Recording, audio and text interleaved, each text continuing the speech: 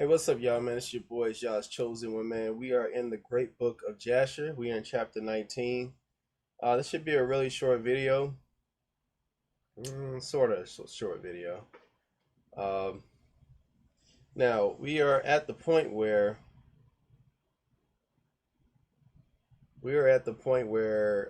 Yah is about to send his two angels to destroy Sodom and Gomorrah for all the iniquities that they done. And I went over in Jasher, the last Jasher thing that I did. So here we go. And Yah sent for we're in Jasher chapter 19, verse 46. And the Malachim rose up from the door of Abraham's tent after they had eaten and drank, and they reached Sodom in the evening. And Lot was then sitting in the gate of Sodom, and when he saw them, he rose to meet them, and he bowed down to the ground. It's just weird that Lot is just at the gate, I guess. And I'm sure he saw a lot of stuff too, man. Don't know what to really make of Lot in the Bible, man. I don't know if he was a villain or whatever, but evidently he was righteous because the Most High saved him, and I guess that's thanks to Abraham, but I guess he was kind of righteous. And he pressed them greatly and brought them into the house, and he gave them victuals which they ate, and they abode all night in the house. That's in Genesis 19:3. And the Malachim said to Lot, Arise, go forth from this place, thou and all belonging to thee, lest thou be consumed in the iniquity of this city. For Yah will destroy this place. We see that in Genesis 19, verse 13 through 17. And the Malachim laid hold upon the hands of Lot, and upon the hand of his wife, and upon the hands of his children, and all belonging to him, and they brought him forth and set him without the cities. And they said to Lot, Escape for thy life, and he fled, and all belonging to him. Then Yah rained upon Sodom and upon Gomorrah, and upon all these cities, brimstone and fire from Yah out of heaven. That's in Genesis 19, verse 24. All right. And he overthrew the cities, all the plain and all the inhabitants of the cities, and that which grew upon the ground.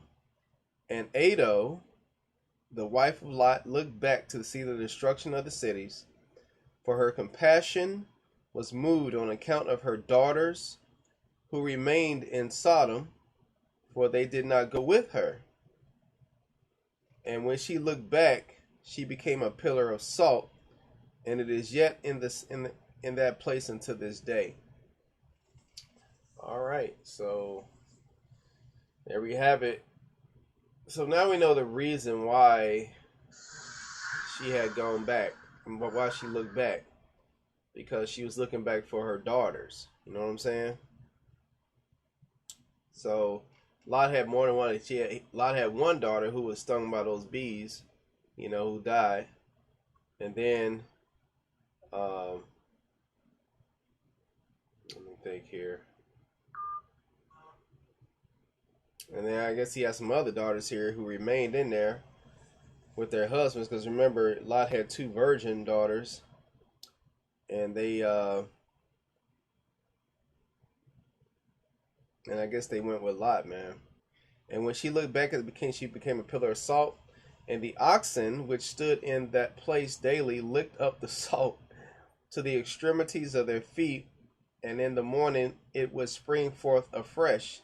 And they again licked it up unto this day. So time after time again,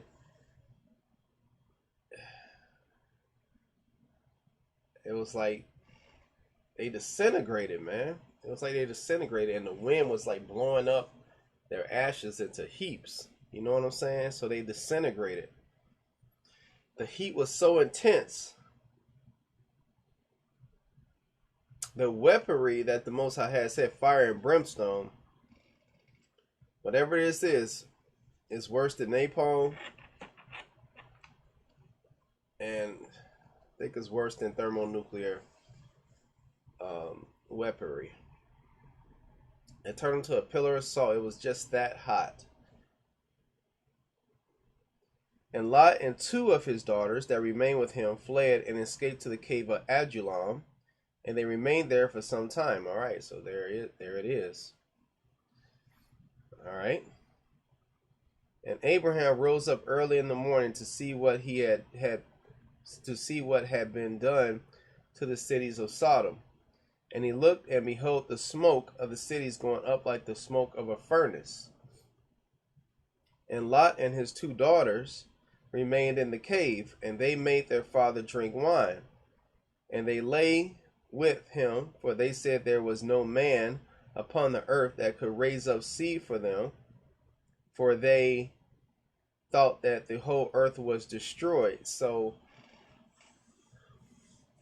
the instructions were for them to flee Sodom and Gomorrah and not look back. Now, whatever this destruction was, man, Lot was fearful for one thing. It said that, and his two daughters, being that they probably had never left Sodom and Gomorrah, probably didn't know anything else. They was probably just frightened, and they thought the whole earth was destroyed. It was such a big blast; it was frightening. And they both lay with their father, and they conceived and bare sons. And the firstborn called the name of her son Moab, saying, "From my father did I conceive."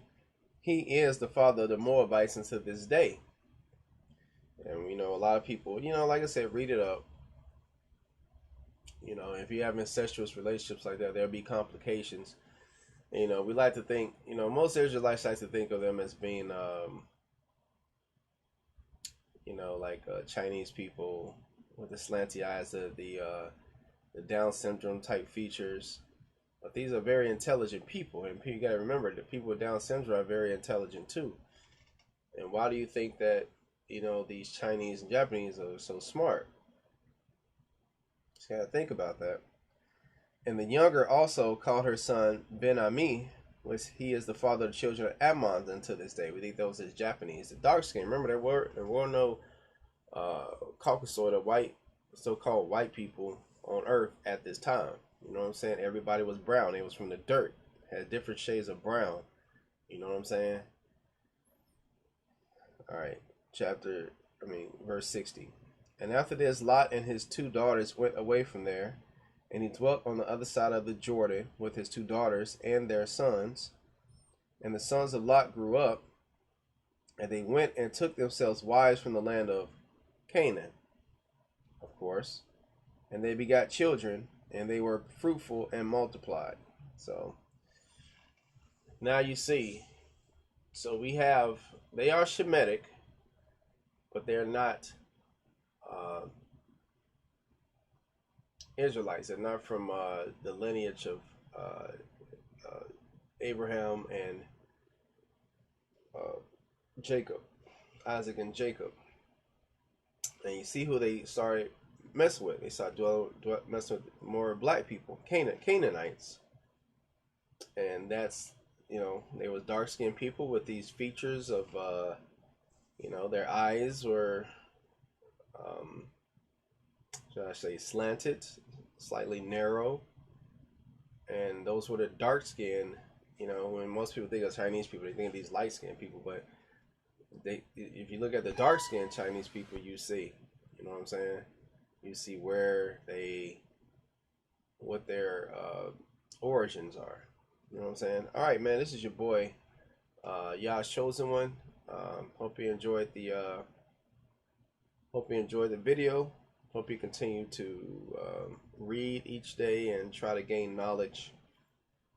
And if you have a different opinion about what I said, feel free to comment. Okay. All right. Love you guys much. Shalom.